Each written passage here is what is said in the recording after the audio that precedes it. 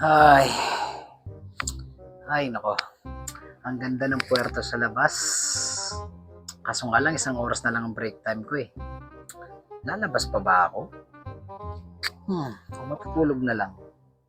Kaso sayang eh, ang ganda talaga ng puwerto sa labas eh. Lumabas ka. Sayang ang pagkakataon. Ang ganda ng puwerto. Mamili ka ng mga magnet. Kumain ka sa labas. Okay lang yan kahit na malate ka. May kasama ka naman eh. Hayaan mo siya muna magtrabaho. Madalang lang naman yun. Maiintindihan ka niya. At saka, kahit wala namang matira sa'yo, at least, nabusog ka naman, di ba? Na-enjoy mo ang labas. Na-enjoy mo ang iyong pagbabarko. Makinig ka sa akin. Kapatid, huwag kang makinig sa kanya. Alalahanin mo kung bakit ka nagbarko.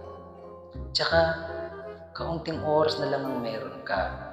Kapag na-late ka, mapapagalitan ka, baka ma-disciplinary action ka pa. Tsaka kawawa ang iyong kapartner doon, ang bait-bait naman, di ba? Marami pang pagkakataon, malay mo, bumalik pa kayo dito at meron ka ng mas mahabang oras, di ba kapatid? O kaya naman sa susunod, kung gusto mo talagang lumabas, magpaalam ka ng maayos sa supervisor mo. Sure naman ako na pagbibigyan ka nun.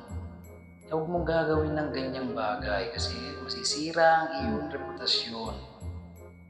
Mag-ipon ka ng marami para sa pamilya mo at saka sa susunod, malay mo, mas magandang puwerto ang mapuntahan mo. Marami pang pagkakataon. Kaya huwag kang makikinig sa demonyo na yan. Sa akin ka makinig, kapatid. Manira ka talaga eh, no? Diskarte ko to. Gar, huwag ka makinig sa anghel na yan. Sa akin ka makinig. Madalang lang ito. Napakaganda ng puwerto na yan. Kaya kung ako sa'yo lumabas ka, umala ka, kumastos ka.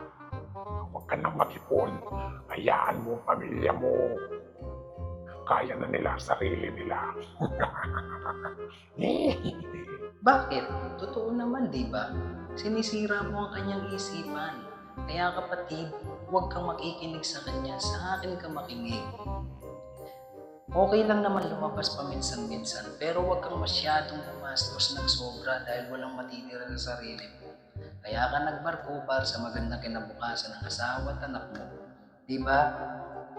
Kaya huwag kang makikinig sa kanya. Okay lang lumabas, reward mo sa sarili mo yan, pero dapat alam mo kung ano ang limitasyon mo. Di ba? Kaya kapatid, please, sa ngayon, matulog ka na muna at magpahinga para mamaya ay meron kang mas maraming energy para sa pagtatrabaho. Malay mo, sa pagsisipag mo, maging good shot ka sa bossing mo at ma-promote ka pa, di ba? Kaya, God, sa akin ka makinig. Pahinga ka na muna, mag-ipon ka. Lumabas Matulog ka na, magpahinga ka. Kumain ka. Huwag ka sa kanya makinig. Sa akin ka Kung gusto makinig. mo, mambabae ka pa eh. Matulog ka. Sige na. Ay, nako. Ay,